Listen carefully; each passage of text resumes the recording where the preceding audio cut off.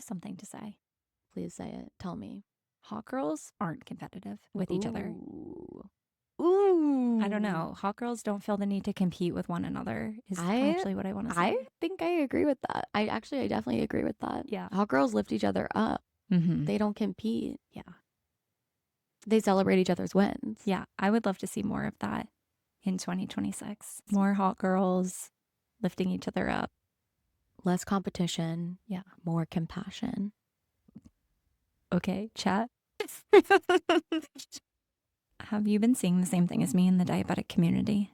Yeah, and I'm not loving it. No, it feels kind of icky. Not what we want to see. No.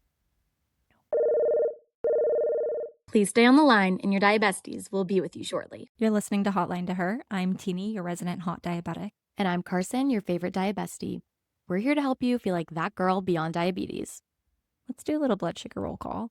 Blood sugar roll call. Ooh, that was like kind of that. good. That was. It's kind of good. America's Next Top. Wait, no, that's not it. American Idol. American Idol. Or The Voice. Yeah. Okay. I am 176 flat. Oh my God, we're almost the same. I'm 180 flat. Ooh. And we both have insulin on board. Yeah.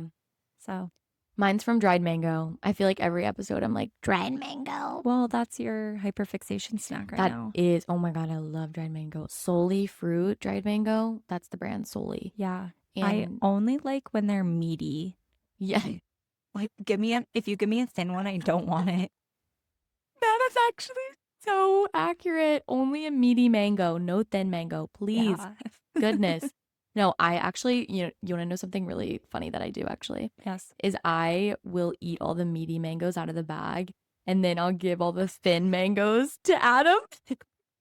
I'm like, do you want the rest of this mango? And it's literally like the shitty parts of the mango. Sorry, Adam. Sorry, Adam. We love you. And I think you're valid for that one. Honestly, he's like, he likes it. Yeah. I think. If they want to eat the thin mango, I'm not going to say it. Never mind. Okay. Okay. Let's get into it. Yeah. I think I know what you're talking about. I feel like I've been seeing some. It's like weird energy. Yeah. For me, I feel like a lot of what I'm seeing is like people pinning themselves against each other within the diabetic community. Uh-huh. And it's like it doesn't feel good. Mm-hmm. And it's kind of hateful. Yeah.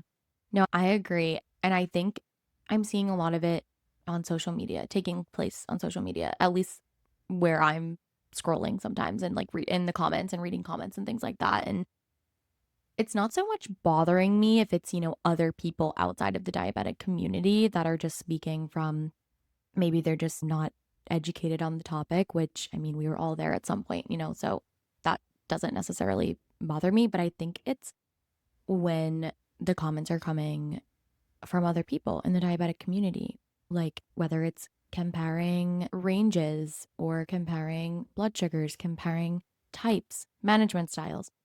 I feel like there's too much comparison happening and not enough, I don't know, support. Yeah.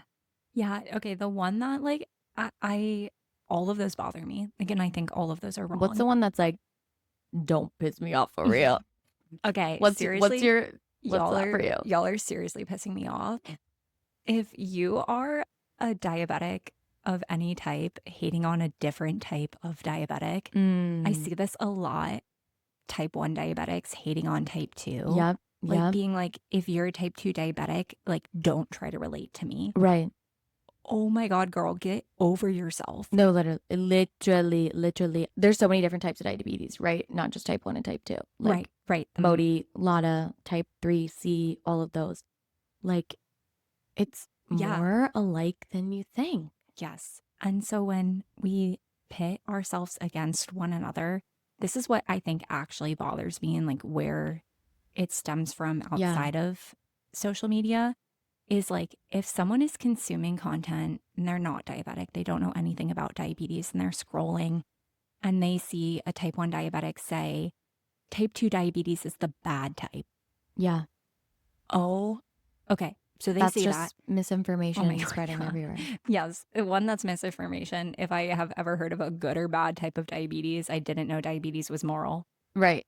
No one asked for this. Right, right, Literally no one asked for this at right. all. So then, like, they see that, someone sees that, maybe someone's coworker sees Mhm, that, mhm, and mhm. then they say something to their coworker who, let's say, is type 2, and they're like, "Oh, I heard you have the bad type of diabetes." It's like the things people consume online ripple Yeah, into what happens offline. And that's where I have a huge, huge, I mean, one, you're just mean, right. Exactly. but two, like whether you know it or not, like you are negatively impacting someone's life by saying that. 100%. Even when you're trying to learn. I know when I was first diagnosed in college, I immediately turned to social media because I just wanted to find some sense of normalcy in navigating diabetes, of being kind of like, oh, other people are also dealing with these same things. One of the things that I noticed first on social media was people comparing type versus type, and how it was like type 1 over everything. But in reality, it's like when you actually sit down and you educate yourself on all the different types, there's so much more alike than you think. And we're like, wait, shouldn't we just be nice to each other? Yeah. I'm confused. We're carrying the same weight, but in different ways, you Yeah. know? Yeah. I agree. I agree. And the other piece of it too, I think that really bothers me is it starts to make the community feel like an unwelcoming place. Yeah, it makes people feel more alone rather than connected. And that's not why we're coming to community. Like, can say the diabetic community has changed my life in so many ways. Like, the diabetic community is so incredible. Like, you just have to put yourself in the right room. Yeah. The right room. Yeah. I think that's Mm, where we're going to start to see yeah. a big distinction between the diabetic online community being community you find on social media Yep.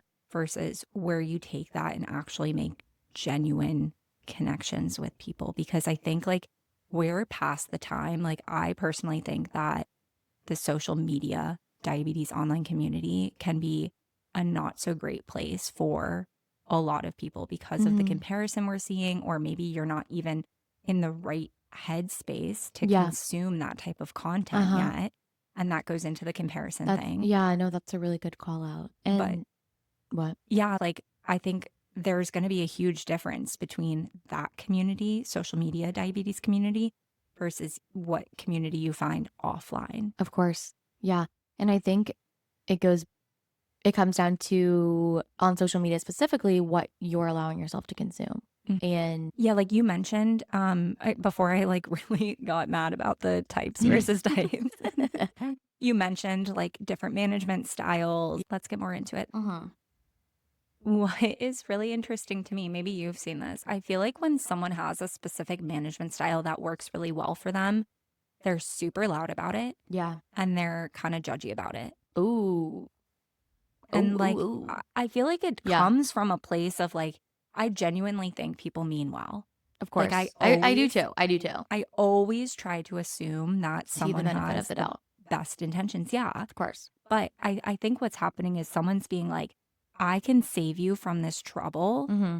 You now have to try this management style that works for me because it's the only thing that worked for me. Yeah. No, I see that. And I also see when when it comes down to like pumps and different types of pumps, different Mm. CGMs, MDI, things like that. Like, okay, so for me, I am not low carb. That's a big debate. That's a big That's a big debate. debate in the diabetic community. Yeah. Yes, and but I'm like, why is it that big of a deal to someone else what I put in my body? Exactly. It doesn't matter where you're just doing your best, trying to keep your, blood sugars at bay, and do whatever makes you feel good Yeah. physically and also mentally. Because even if low carb might make me feel good physically, is so mentally taxing on me, like sometimes trying to decipher what to eat in that area. And like, diabetes already brings such a hard relationship with food. And especially if you had a hard relationship with food, like before Before, yeah, diabetes, I know I did. I did too. And I was terrified to count carbs and everything. And like, I don't know, it just like, diabetes is already hard with food in general. And so when you are doing low carb and then someone is coming at you for either doing low carb or not doing low carb, you're like, wait, I'm literally just trying to do what makes me feel good. Yeah. And then I'm like, why do you care? Why do you care how other people are taking care of themselves? Please just be nice. Just Yeah. support them. I Just think support them. I think this is really interesting because we're both creators. Yeah. We both put our diabetes management online. Yep. But I also think this happens to people who aren't putting their management online when they are consuming other people's opinions. Interesting. Can you tell me more about that? Yeah, like so for us as creators, Right. we put a piece like, okay, we had a high blood sugar because we ate a lot of sushi, which has a lot of carbs, and Yeah. we miscalculated the bolus. Someone comes in our comments and they're like, well, you should have eaten low carb. Low carb is the only thing that works for diabetics. Uh-huh. Yeah, that makes me feel Yuck. a lot of shame Of course. that I've done something wrong. And Mhm. like also then you've put me off to eating low carb because you Right. were mean about it. Exactly. Exactly. Exactly. I think there's a lot of intertwining with shame and then also with self-worth being tied to blood sugars. Yeah. Yeah. So I think then that's like when you're consuming content Yeah. where the shame Mhm. and the self-worth comes up. Yeah. Because if you're seeing someone who says, I'm low carb, this is the only way, this is the right way. Right. If you haven't developed that discernment or that like filter for yourself yet, Mhm. you automatically are going to say, oh, well, what's wrong with my management style? Right. And am I doing something wrong? Am I a bad diabetic? Mhm. And that is like something that you really have to like, it's like flexing a muscle, learning how to work through that shame. Yeah. So, like, shame, I love shame work. Yes. Shout out Brene Brown. Yes. The Power of Vulnerability is a book that Teeny recommended to me like maybe a year ago, and it has a whole section on shame, and it's so interesting to learn about. It's like something that I never really thought I would learn deeper than just like surface level shame emotion, but it is so interesting. Yes. And it is so tied to self-worth, and it's just a really well, one, it's a really interesting book, and Brene Brown's super dope, but the shame work in general is very interesting, like if you look at it through a diabetes lens. Yes. Yes. And I feel like, like, if you're a diabetic, you need to go read that book. Yeah. Maybe we should do a bonus episode on that book. I love it. Yeah. But, anyways, so I think like the shame builds, and this goes back into the community. So, Yeah. if you don't have someone to be like your sounding board with the shame, the ickiness that you're feeling, like, oh, I feel morally bad. Maybe I did something bad because I have a high blood sugar, because I'm not Yeah. eating low carb, because I consumed something that someone said I should be doing. Right. Okay. If I don't have, let's say, a Carson, Yeah. my bestie, Yeah. to go to and say, Carson, this really is bothering me. Mhm. Like, I don't feel good about this. If I don't have you to go there with Of that, course. then that like starts to build. Yeah. And now I'm going to take a look at my management and I'm going to start to resent it. I'm going to say, this thing is too hard, or I'm bad every time I get it wrong. And that degrades our self-worth. Yeah. I feel like it turns into resentment of other people that you think are managing better than you. Yes. Yes. It's all like one circle. And then you're up in the comments trying to get rid of your shame by putting the shame onto someone else. Yes. Yes. Yes. You're thinking, oh, I can slay the shame by passing it off on someone. You're trying to get rid of it, You get rid of it, can't. pass it to someone else. No, it doesn't work like that. You got to rumble with it. You got to rumble with your own shame in order to get rid of it.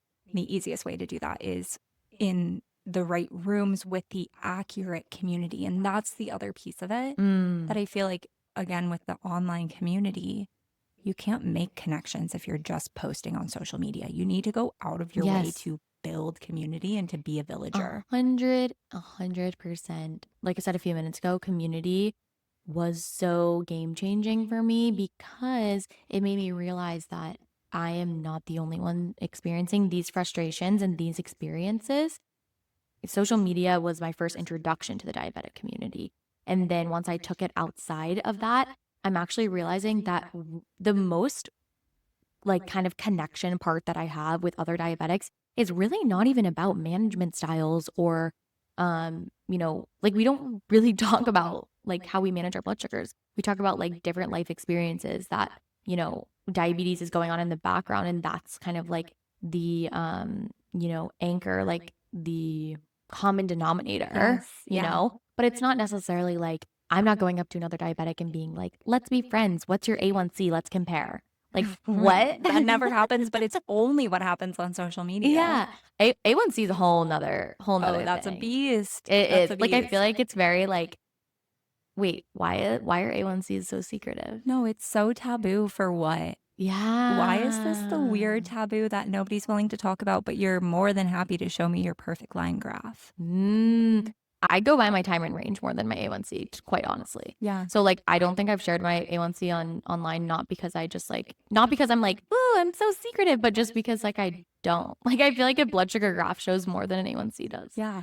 Sharing that my blood sugar was just 300 feels a lot more vulnerable to me than it does saying that my last A1C was 7. Yeah. Okay. Oh, she just dropped it. She just dropped it. Oh. And mine was 6.7. Yeah, whatever.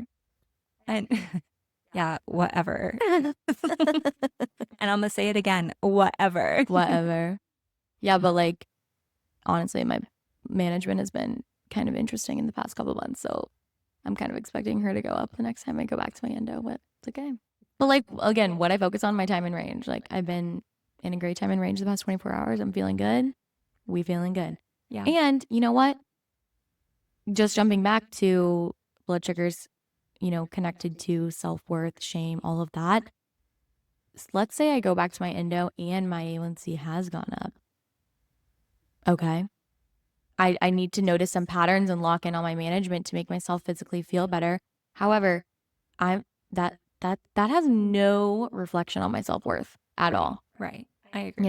Yeah. And I feel like it's a good thing to remember, especially when you're consuming content from the diabetes community and diving into these diabetic community spaces when you're trying to, figure out what room is right for you and trying to figure out, the places that serve you in the diabetic community, remembering that your self-worth is not tied to your blood sugars, your numbers, your management style, your A1C, anything like that. Yeah, that's a really good point. I love that. Like finding the right room. Like if you want your A1C to be in the 5s, you need to find yourself a room where other diabetics are striving for that. And if it's something that you don't put a lot of weight on, like myself, I don't put a lot of weight on my A1C. I put a lot of weight on how I Same. feel. Yeah. And so I want to be in the rooms where people are asking questions about, like, well, how does your body feel? Are you intuitive? Are you balanced? Are you well rounded? Are you being a good human? Those are the diabetic rooms I want to put myself in. Yeah, I agree. I totally agree. And also just connecting on things that are bigger than diabetes too. Yes. Like, yes, we're both diabetic, but we can connect on so many other things. And diabetes is just a special common denominator that we both have and that brought us together, Yeah. I love that. So I love that so much. And I like what you said about looking at social media as the intro to the community and then taking that a step further. I think that's so important for people to remember. If you are feeling like disconnected or isolated from the diabetic community, because I hear this a lot actually, because you're not a creator, because you're not sharing your experience outwardly. Yeah. Wait, that's such a good point. You need to get off social media and get into a space. Take that it a is step like, further. Yes, somewhere else, like whatever that looks like to you. Personally, I'm just gonna give me a little self promo. That's why I created Hot Diabetic Club. I didn't want people to. I didn't want people to feel like they had to post on social media. I think that's such an important point to just like bring home too.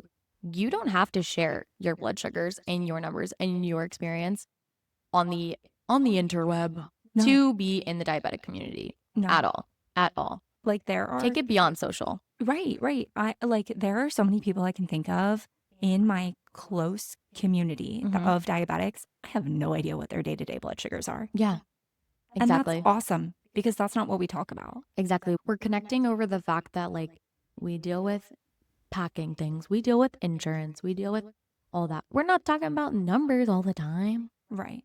And that would be exhausting if we were. So exhausting. So exhausting.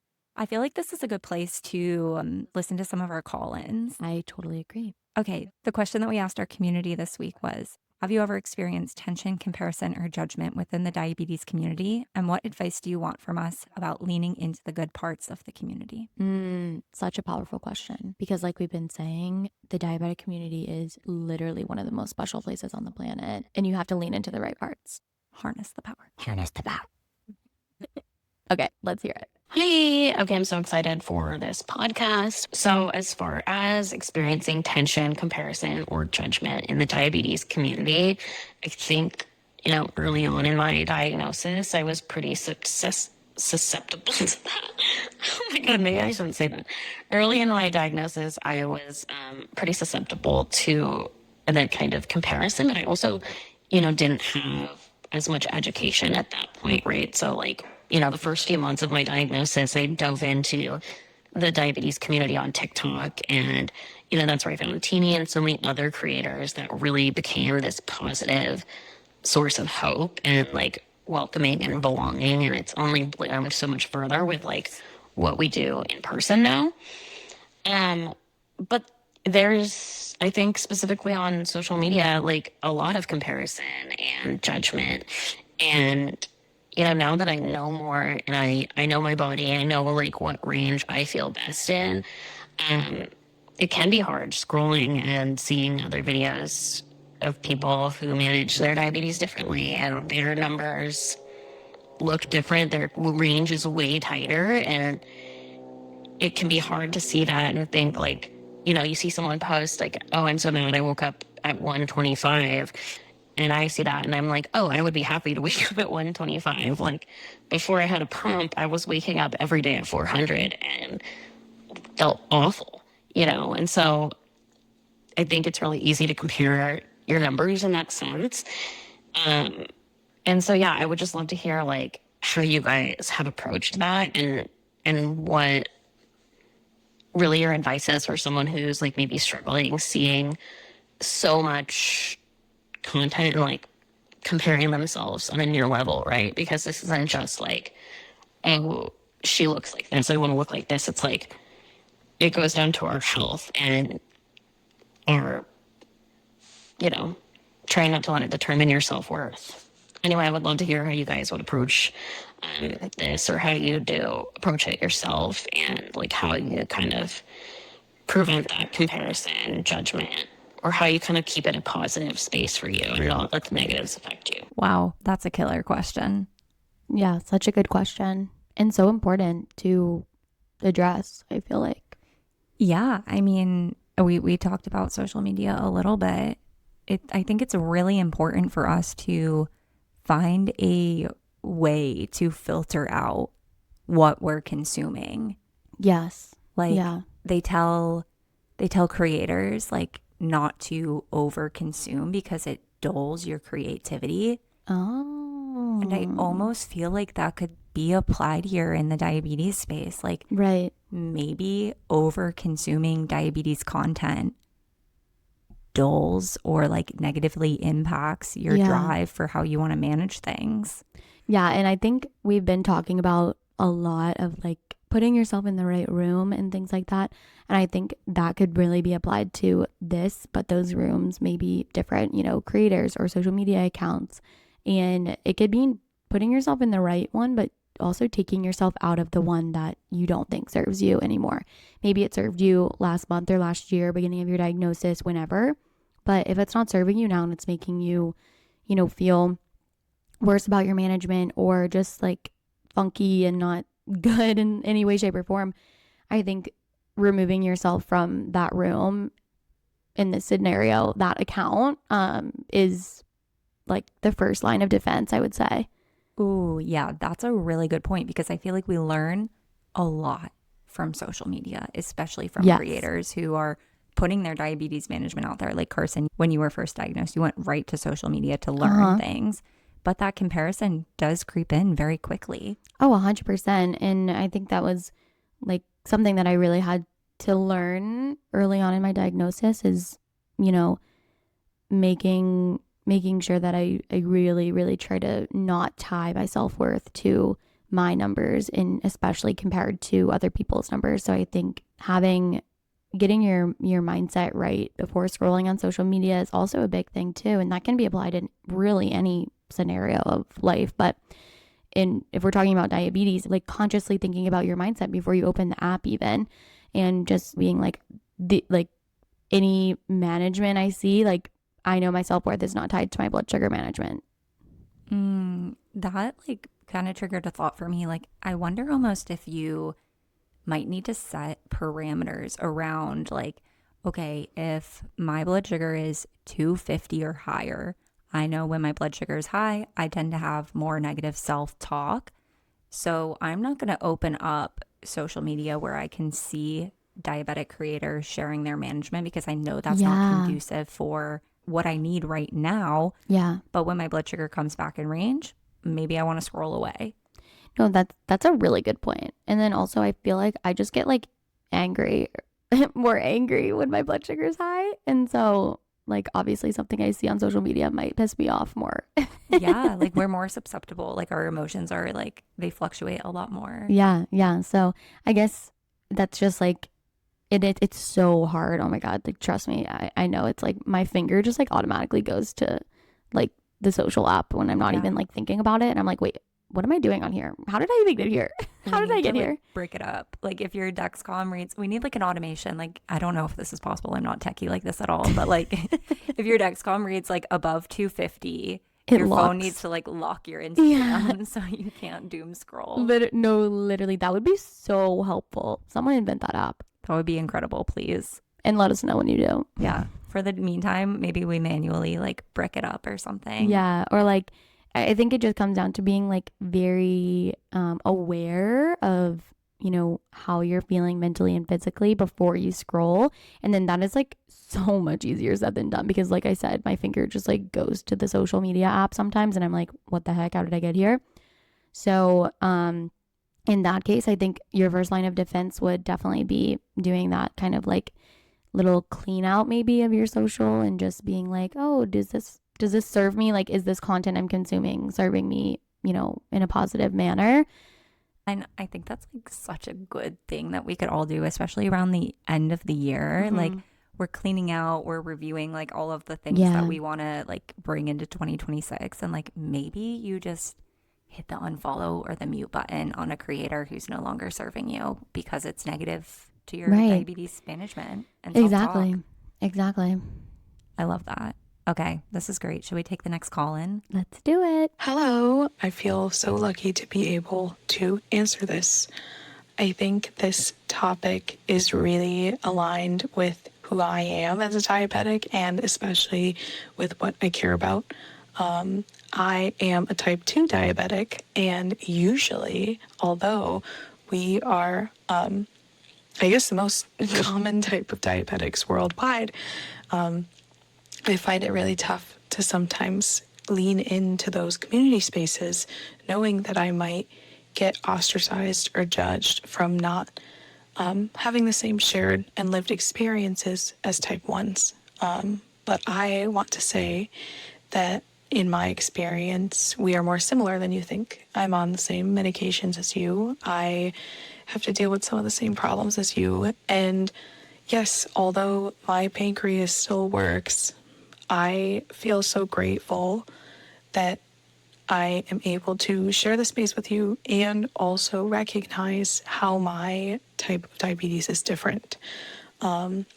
When I first joined the community, especially looking at pages online and everything, I really thought that it was my responsibility to try to make the space more inclusive for people like me. Or I really thought too that all of these comments about type 2 and all of these uninformed individuals, whether they're diabetics or mostly they weren't, would say such harsh things about us as a whole, as in the whole diabetic community, and those especially with type 2.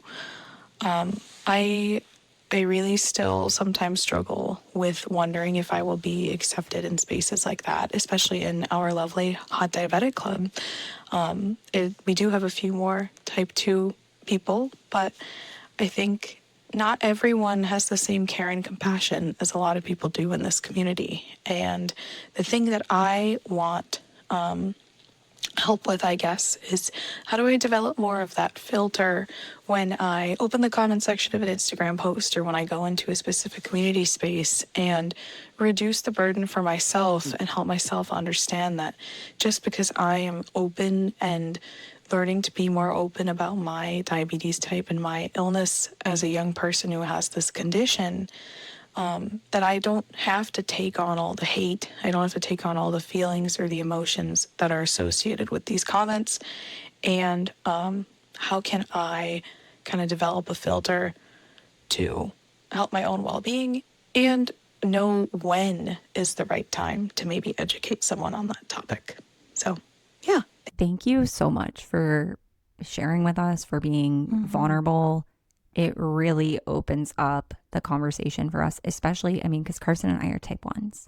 Yeah. And we know the diabetes online community is a very type 1 dominated space. I mean, like, is it? I just think maybe type 1s are the loudest.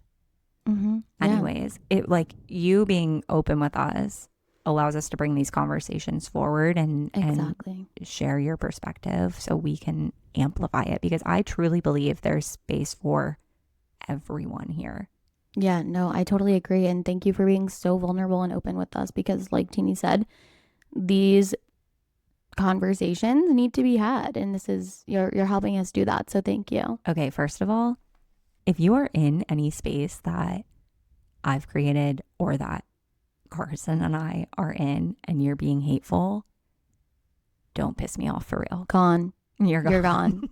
Goodbye. Like, seriously, like, zero tolerance. No, we're not putting up with that. No bullying here. No, absolutely not. And it hurts my heart to hear that has been like someone else's experience. I know, me too. And like a line that really stuck with me from her audio was that we're more similar than you think, because it's so true. Like, we're all dealing with, no matter what type of diabetes you have, everyone's dealing with numbers, everyone's dealing with stress, everyone's dealing with burnout, everyone's dealing with management. And it's just like, it's so true. Like, when you really step back and you think about it, we literally are more alike than you think. So let's just be nice. Literally. But okay, so how would you deal with like the discernment? I do think she called out, like, I understand it's not my responsibility to educate people. And I absolutely agree with that. 100%. I think there's like definitely a time and a place where you would need to educate someone. I feel like in the diabetic space, you can just show up and own that you belong and there's a seat at the table for you. Yeah, I agree with that. And then to her point of when is the right time to educate and when is the right time to just kind of be like, okay, that's their thing and I'm not going to fix it for them. I think we talked about this before, but it's if they're going to be in your inner circle or not. Yes. Yeah. Okay. If you're going to be around them a lot, I think it might be worth the time.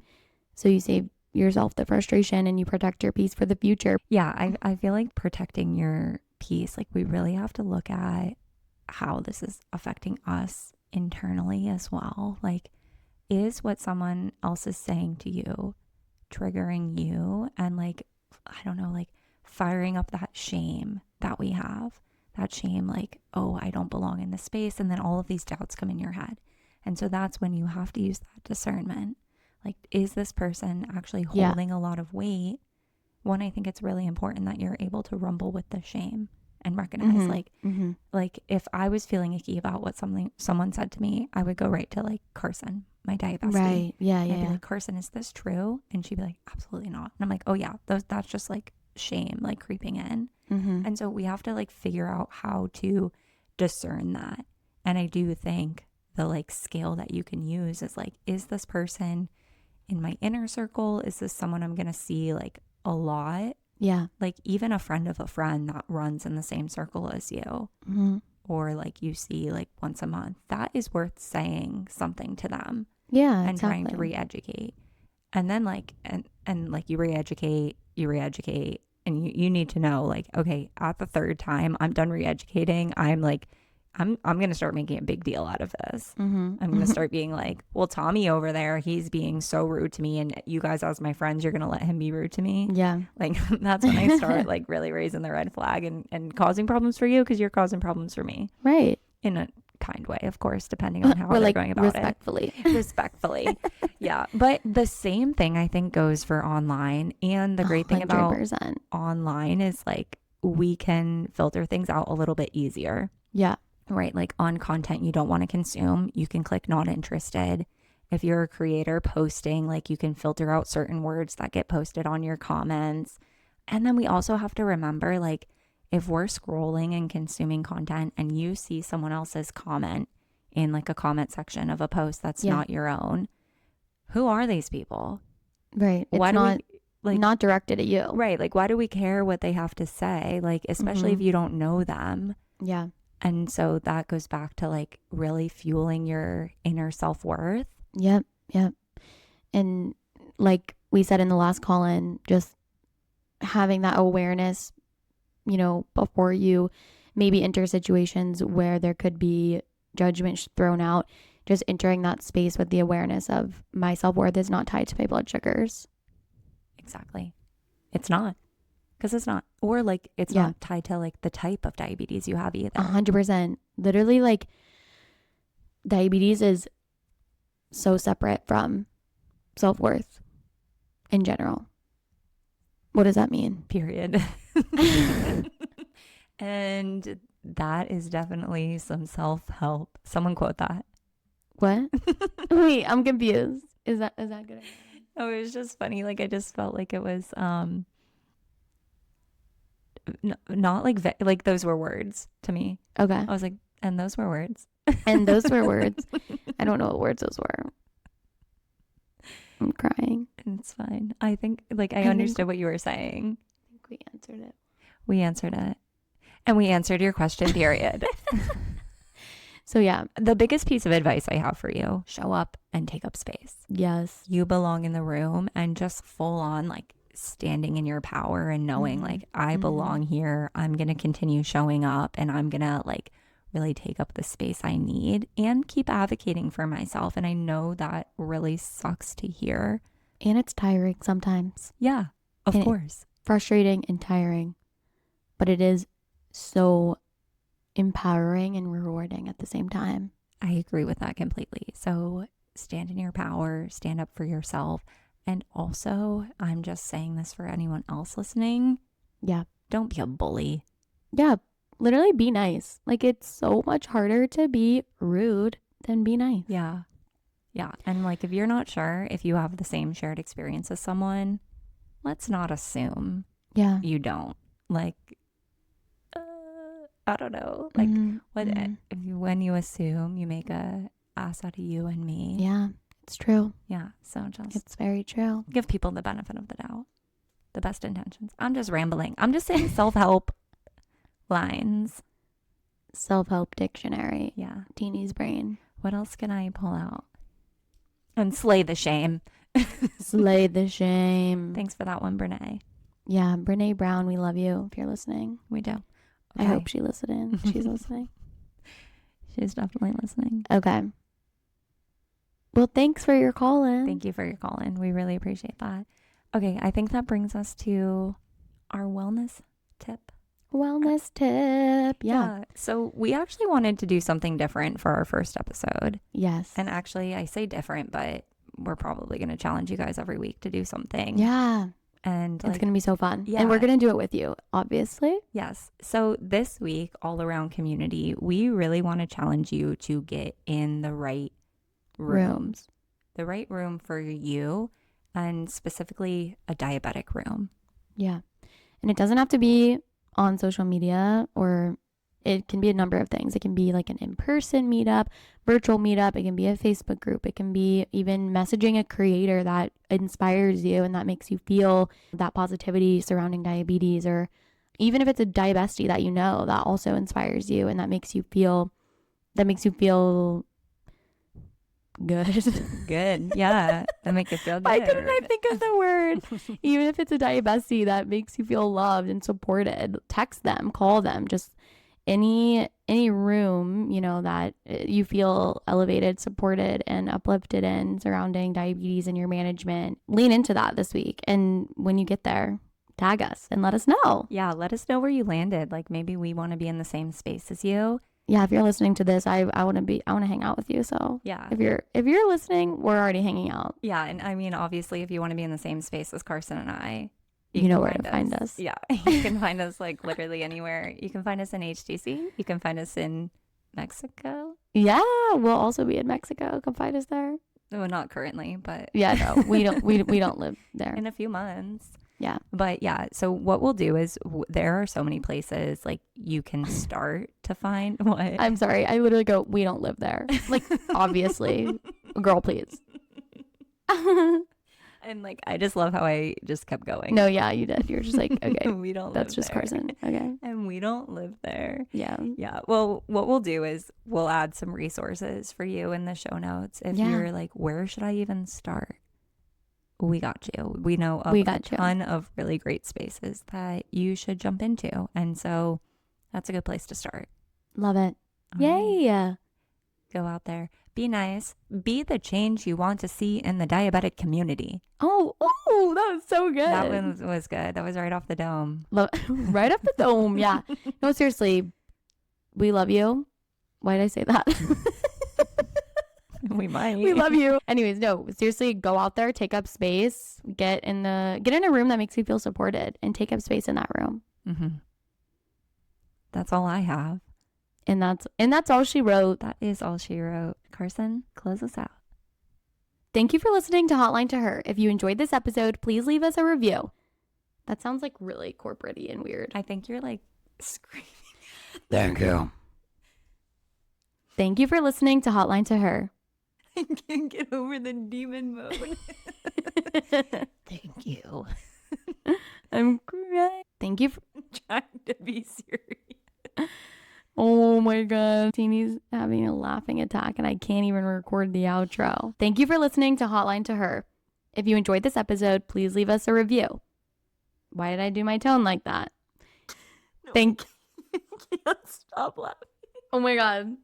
Leave I'm the room. sorry, I actually might leave the room. If you have a question or a story you'd like our advice on, please follow the link down below to our private community. We can't wait to feature you in our next episode. Stay hot. And chat soon. Bye. 30 hours later. Hotline to Her is for educational and entertainment purposes only and reflects personal experience. It is not medical, mental health, or therapeutic advice.